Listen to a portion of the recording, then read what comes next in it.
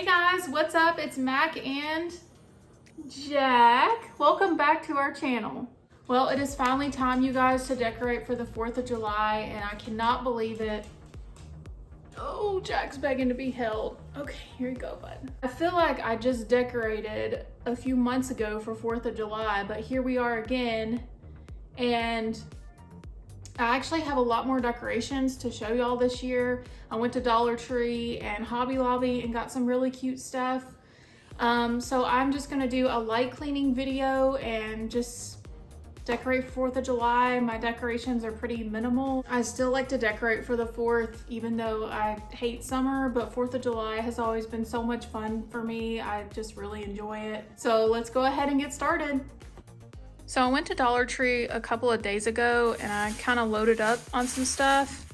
I got some garland, and then I got some of these cute stars.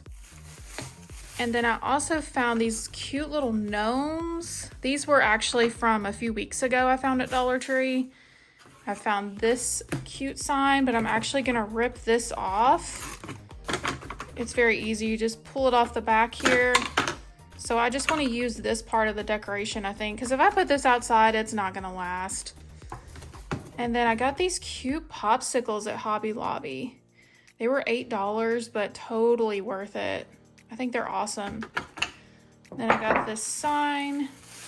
And then I also have some garland that I've always wanted to get. I want to say I found these thrifting, even though they're brand new. I don't know where they came from. I think they're actually from Dollar Tree. Yeah, I also have some more garland in here, but it's kind of worn out, so I don't know if I'll get to use it.